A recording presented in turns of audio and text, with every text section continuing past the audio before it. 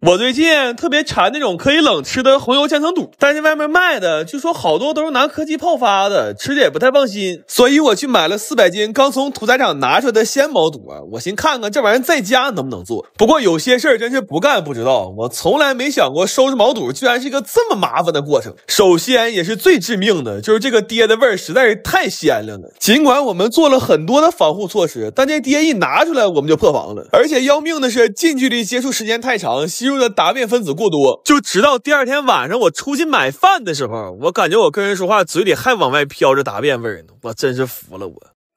然後我本來以為給這些爹洗完了就沒事了，結果後面的活更麻煩，因為現在我們只是物理上把爹洗沒了，但要想讓這肚完全沒有異味，還得起碼再洗10幾遍。而且因為處理的不及時，好多黑毛肚都開始掉毛了，我们還需要把这些掉毛的黑毛肚都搓成白毛肚，然後還得摘肥油、刮底板的皴，再把它們都切成細絲兒。如果這時候肚還有異味，那需要再煮個花椒水給它們泡一下。主要最要命的是現在天熱怕壞，我們幹了40多個小時，基本沒怎麼合眼，這強度太致死了，真的就這麼折騰完之後，肚洗的乾不乾淨已經不重要了，人沒沒那就算是燒了高翔了。然後我本來買了10個電火鍋，打算涮點毛肚吃，現在累得沒心思吃了，都是沒用過的，就全掛鹹魚出給大家了。家裡還有2個閒置的拍立得，我一起掛上去了。這些都是5塊錢一個，大家點評論區鏈接，鹹魚搜狗送就能看到了。記得關注一下我鹹魚號，後續還會上新。你們要是不用的閒置，也可以掛上去賺點錢。然後這些毛肚稍微燙幾秒，再迅速過個涼，吃的時候就會很脆了。為了吃的時候能再爽一點，我又配了好多貢菜。但是我們查了3個小時也沒整明白，這萵苣和貢菜到底是不是一個東西。最後決定還是眼見為實吧，等有機會去產地連一軸做它500斤，估計就啥都明白了。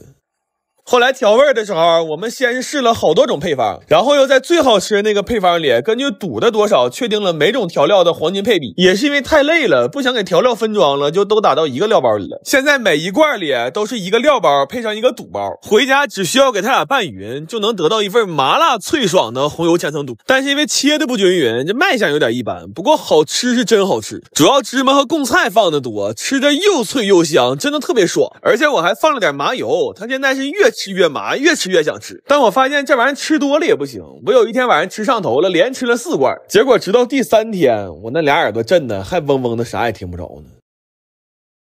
我最近特別想吃夜市賣的鐵板大魷魚，但是每次我去吃都需要排很長的隊，所以我乾脆買了400斤魷魚回來。我打算做點鐵板魷魚的半成品，這樣以後想吃別說排隊，我連門都不用出。但是做之前我真沒想到，一個這麼常見的吃的收拾起來居然這麼繁瑣。我們需要先撕掉魷魚板的這層膜，然後分開哪些是能吃的，哪些是不能吃的部位，還要再把吸盤上的軟殼滷掉。關鍵收拾這玩意兒不能着急，因為它眼睛會爆汁兒，這裡的墨汁要是噴到身上，那着實是不太好洗。就這玩意兒啊，極容易洗着洗着就給自己洗成限定皮膚了，整不好可能還是個永久款。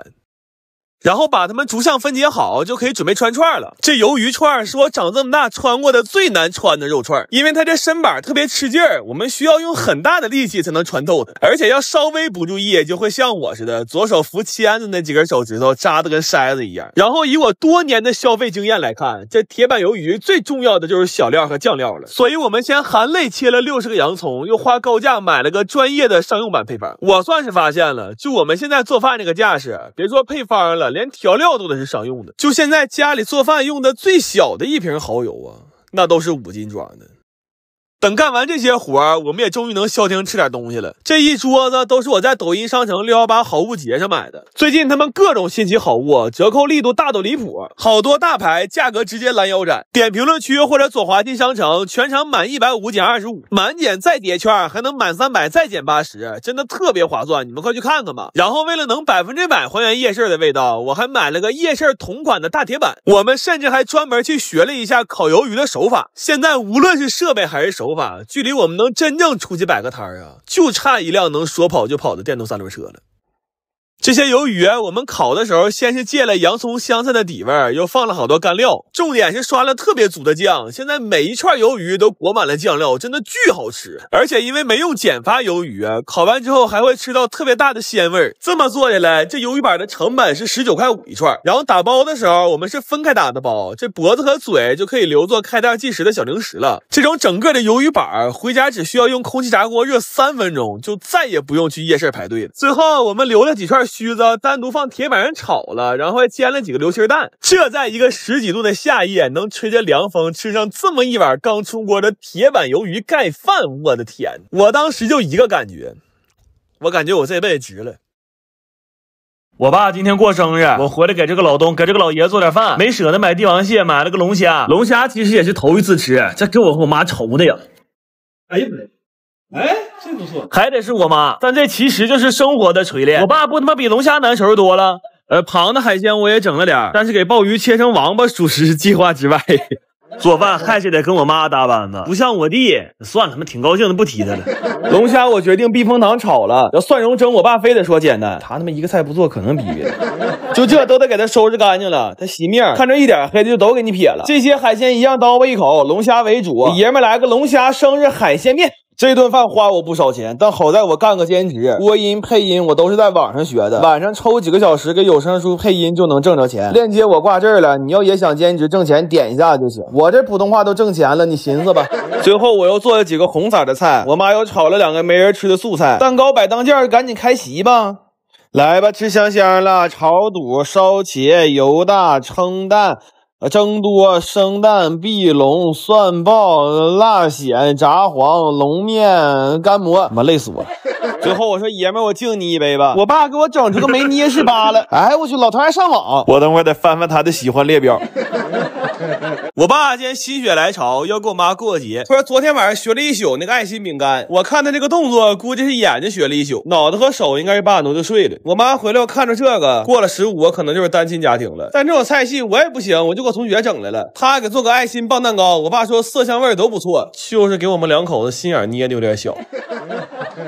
我們同學一聽這話性情了，說爺們你歇着吧，今天這席我給你張羅了。我爸一點沒客氣，借坡就下了，正好跟我媽求戒指去了，說要跟年輕人學學浪漫。我們同學一下上態度了，這個叫開放三明治，這是火腿蜜瓜卷，然後他重點給我講了一下這個，說這個是意大利的求婚麵包。我一瞬間有點恍惚了，我說我爸今天如果是要求婚的話，我在這是不是稍顯多餘了？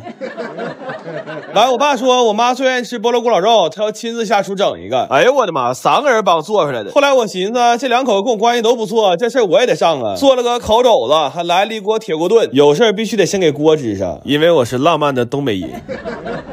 來吧，吃香香了，先給儀式感拉滿了。我爸還準備了神秘禮物，我都不知道這老頭從哪整的冰墩墩，還有一盒冬奧徽章。我爸說別人有的，我媳婦也得有。完，小寶說那別人媳婦有的，我爸也得有。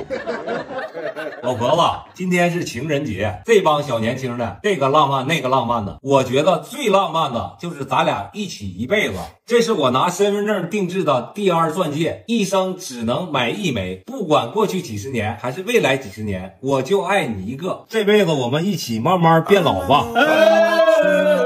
這戒指一戴，這不就是最高級的浪漫嗎？但我感覺我爸有點不甘心只制造浪漫，他吃飯把衣服換回來了。他說我對感情很真誠，但我对本命年也同樣尊重。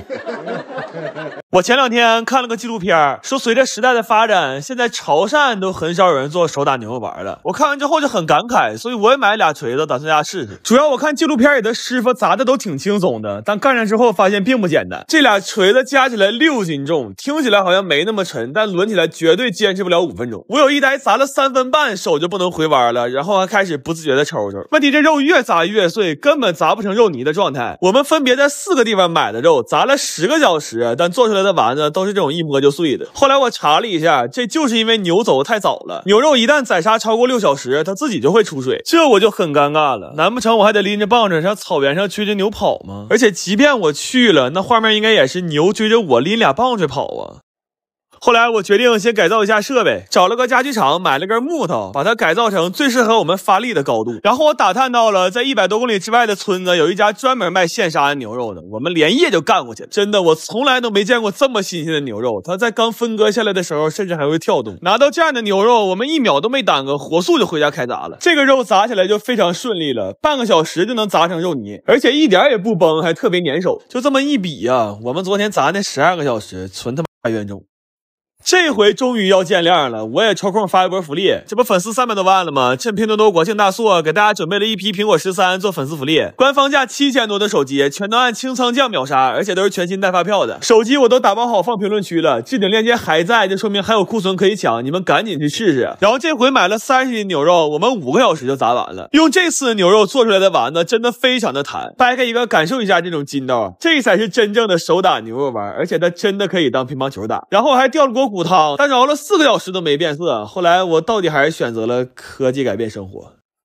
晚上吃飯的時候，我們所有人小臂往下都是麻的，甚至在后面的2天上廁所擦紙都得靠人幫忙。然後做的比較多，就給鄰居們也分了一些，特意跟他們強調了我們這是澱粉含量只有2%的牛肉丸。後來鄰居說了一句話，我當時眼淚差點沒掉下來。他說這幾天我們趴窗都看見了，你們這牛肉丸一點科技都不用啊，全靠老嫂子狠活啊。